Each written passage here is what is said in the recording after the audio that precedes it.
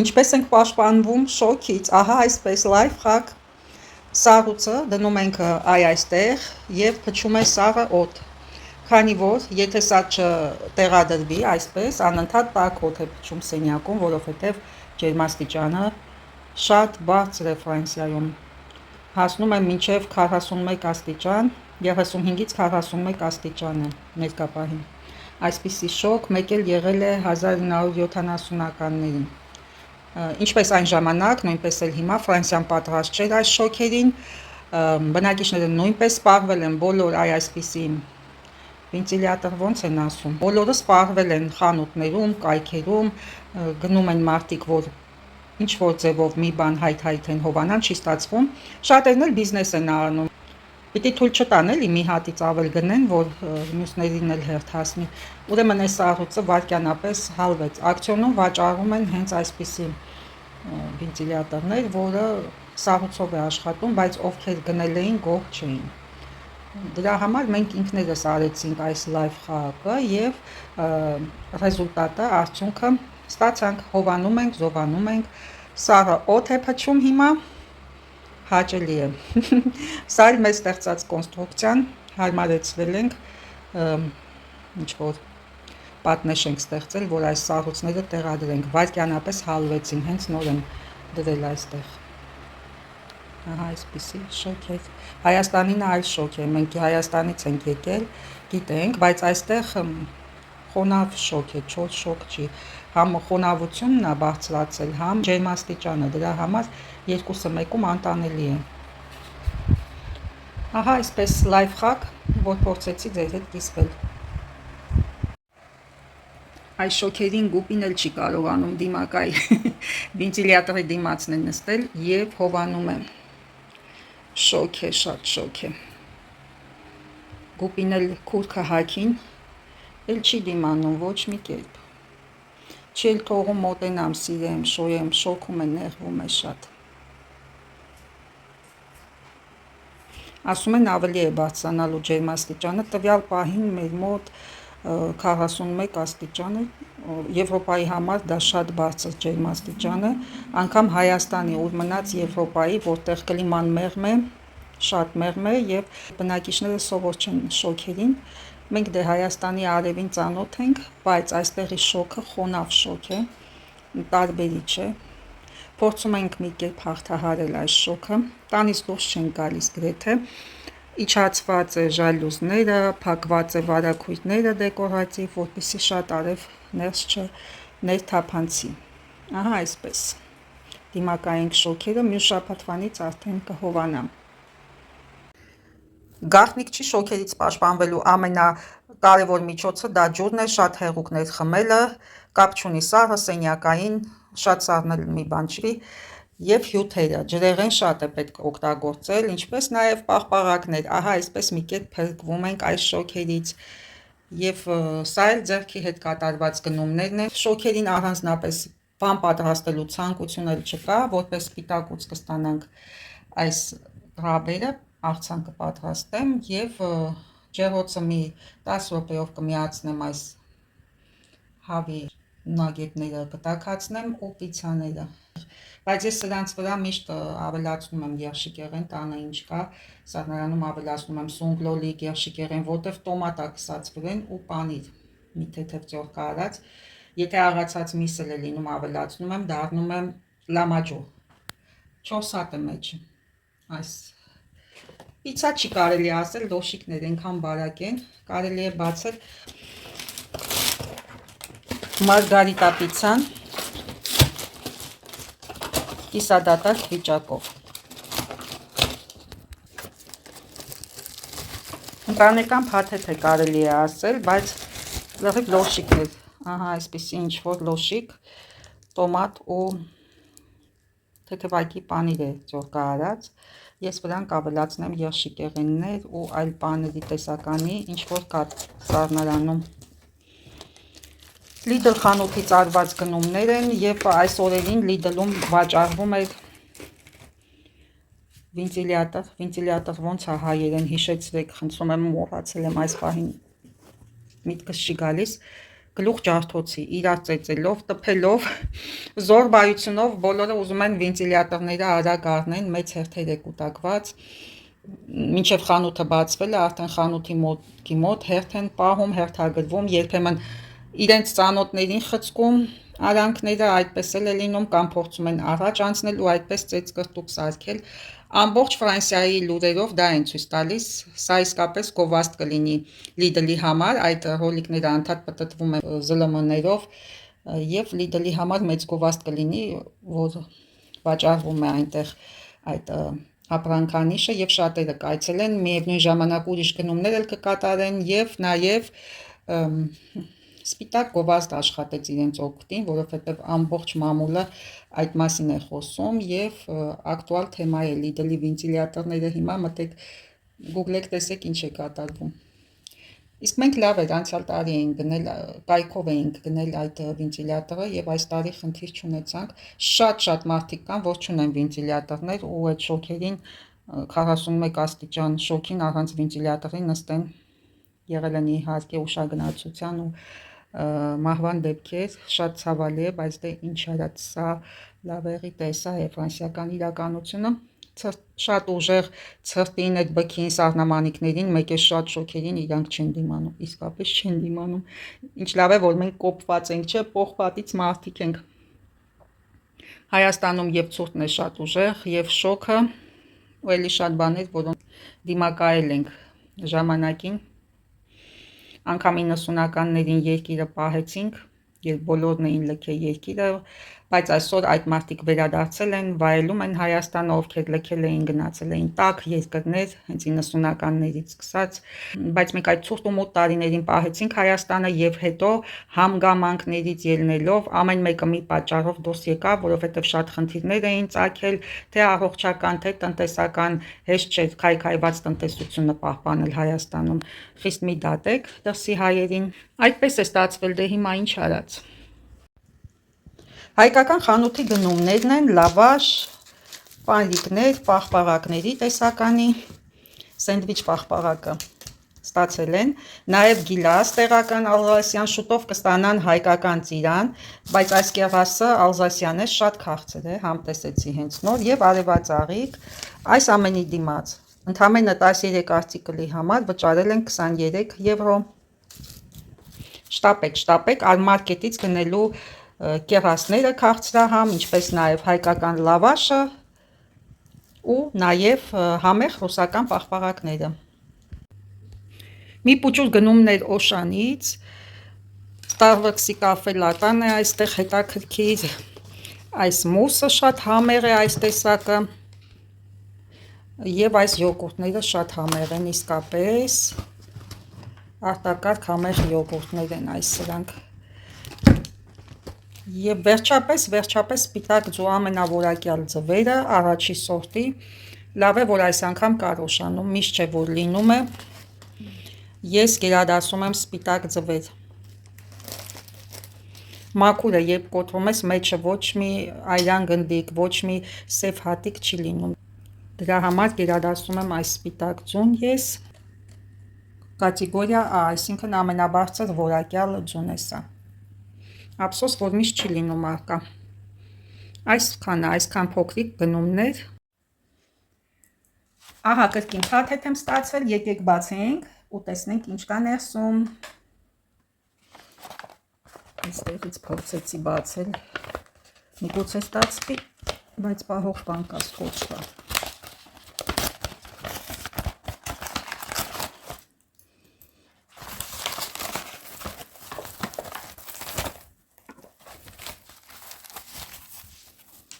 Օ, 3-ն է, բայց ես 2 բան էի գնել իմ հիշելով։ Տեսնեմ ես ինչ է։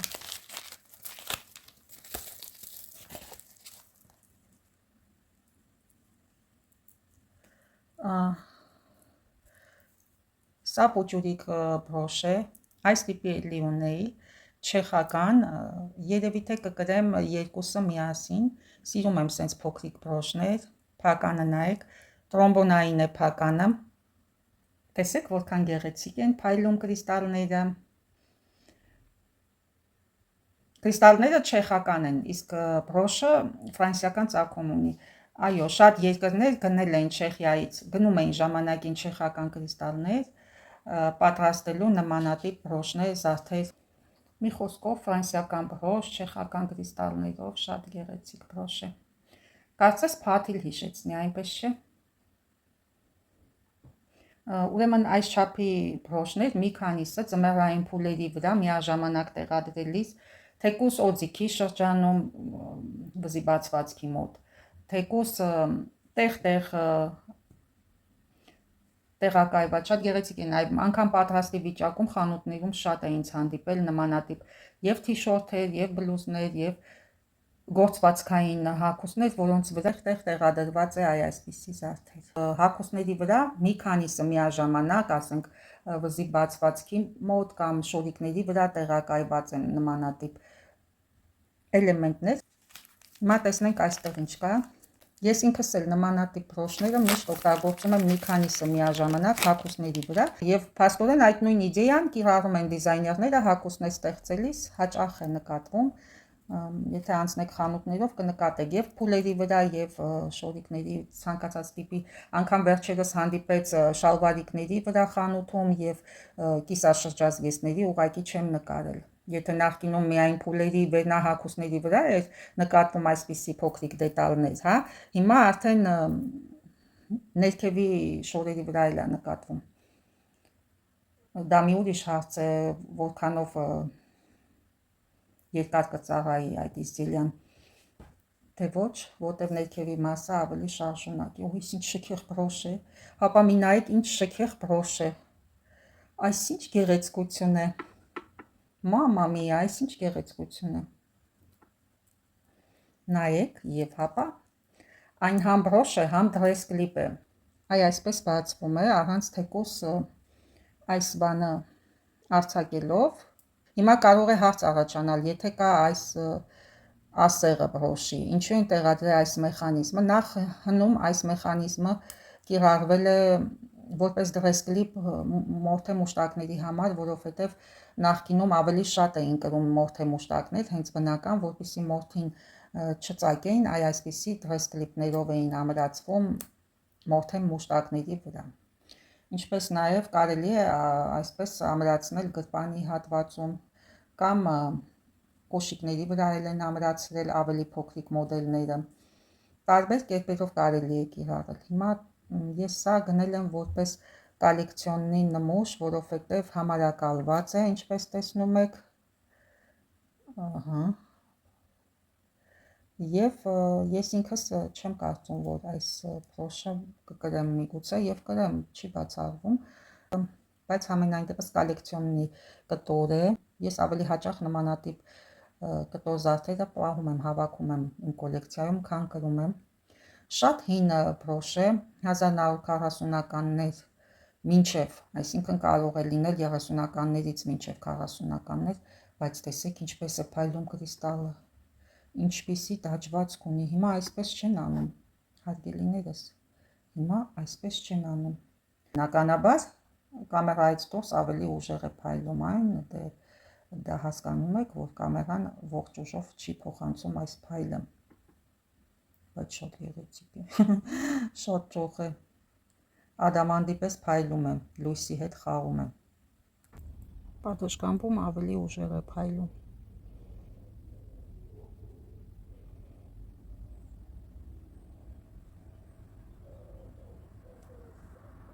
Բնականաբար արևի լույսի ներքո այլ է, բայց էլի կամերան այն ձևով չի փոխանցում,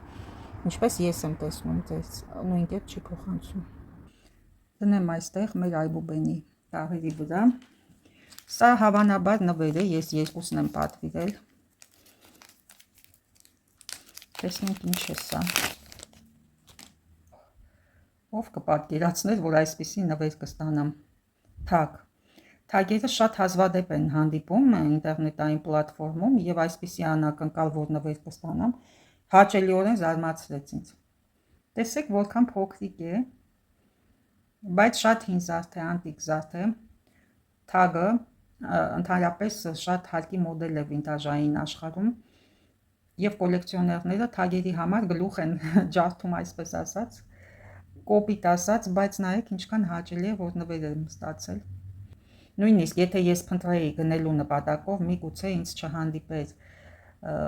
միգուցե չգտնեի, որպեսզի գնեի, թագերը հազվադեպ են հանդիպում։ Շատ ուրախ եմ այս նվերի համար, շատ շնորհակալ եմ անչափ։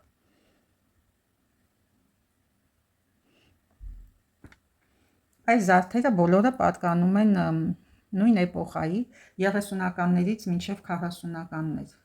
Այդ ժամանակաշրջանին պատկանող զարդեր են, եւ ես ուրախ եմ, որ ձեռք բերեցի 30-ականներից 40-ականներ ընկած ժամանակահատվածի զարդեր են, հետ պատերազմյան, երկրորդ համաշխարհային պատերազմից հետո է պատրաստվել, քանի որ ես գացի մետաղի սպլավից, ձուլվածքից, որովհետև 40-ականների զարդերը արդեն պատերազմից հետո, այսպես ասած, նույնիսկ պատրաստել են փամփուշտներից, մետաղ գրեթե չի եղել Եվրոպայում, ամբողջը գնացել է զենք զինամթերքի վրա, եւ այդ ժամանակվա զարդերը չեն ունեցել ռոդիումային ծածկույթ, չեն ոսկեջրվել, այսինքն մաքսիմալ մինի բյուջետային տարբերակն է ստեղծվել զարդերի։ Ես ունեմ այսպիսի զարդեր արդեն 50-ականներին, երբ արդեն վերականգնվում էր ամեն ինչ եւ արդեն ռոդիումային ծածկույթ ունեին այսպիսի զարդերը, որոնք ես գնել եմ, բայց սա հաստատ 40-ականներ, մինչ 40-ականներ, 40-ականների վերջ, մինչ 50-ականներ մաքսիմում այդ ժամանակահատվածի զարդեր են, անտիկ զարդեր են, հասկանում եք, որ արդեն անցել է ոչ թե կես դար, այլ կես դարից ավելին, մոտ 70-80 տարի, հա, եւ ինչ շքեղությամբ է դեռևս փայլում կրիստալները,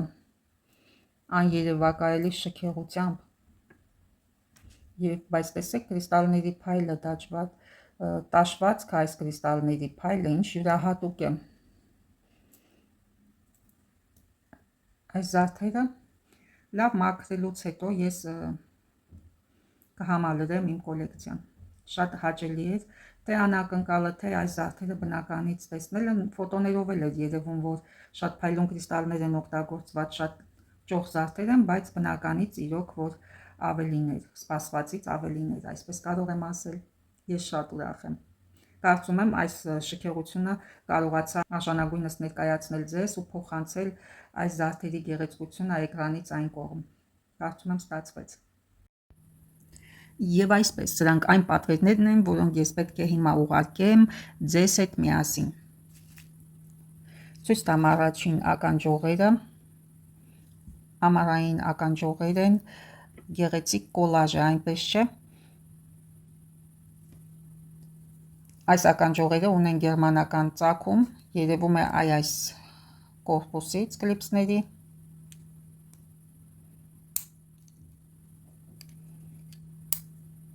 Եթե լավ է ճտում, ուրեմն լավ է փակվում։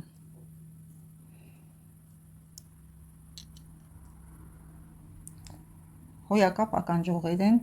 գեղեցիկ կոլաժային աշխատանք, հետաքրքիր է նայվում, այնպես չէ, եւ սազի ցանկացած տիպի հագուստի հետ, որովհետև նեյտրալ գույներ է այստեղ,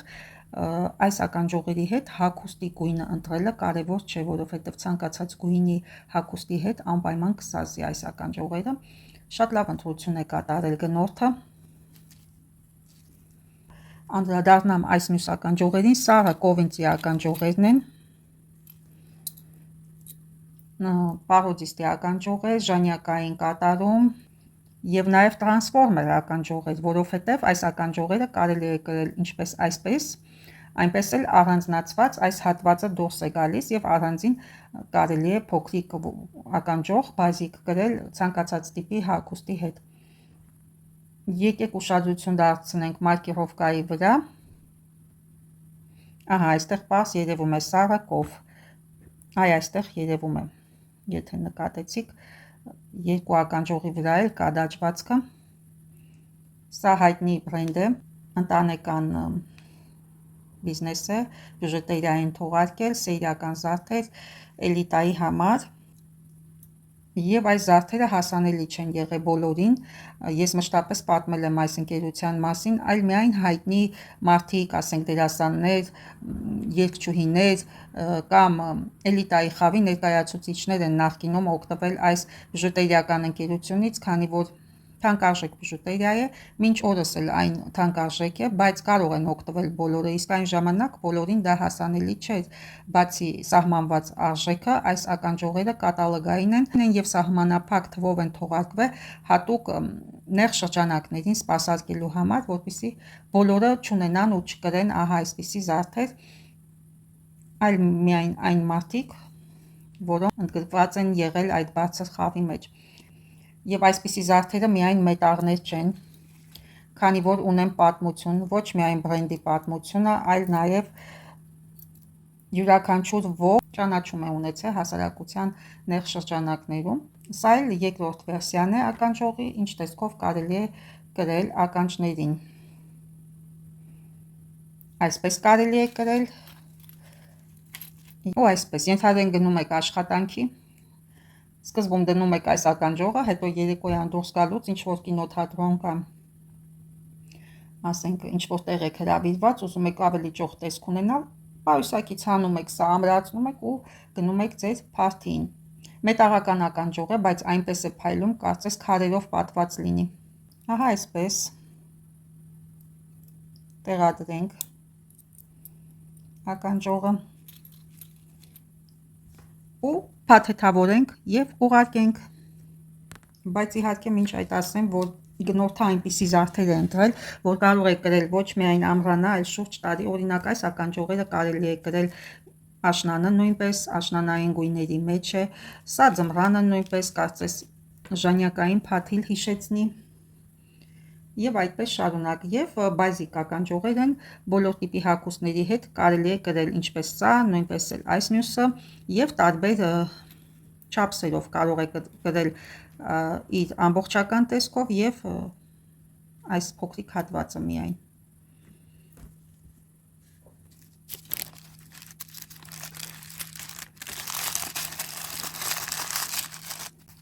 Գիտեք չէ, որ միշտ ինձ լավ օձիվներ են թողնում, օձիվ, բնութագիր, ովքեր ինձանից զարդեր են գնում, միշտ բնութագիրը լավ են թողում, մասնավորապես փաթեթավորման հետ կապված, որ լավ է փաթեթավորված, անվտանգ տեղ է հասել եւ այլն, եւ իմ ակաունտը ունի 5 աստղ բնականաբար։ Եվ ես շատ ուրախ եմ դրա համար։ Իհարկե ես շատ ուրախ եմ, որ մարդիկ գնահատում են քո սիրով կատարված ու թափված ջանքերը։ Bon voyage։ Այստեղ արդեն փակցրել եմ հասցեն։ Հիմա եւս մեկ անգամ կամրացնեմ սկոճով,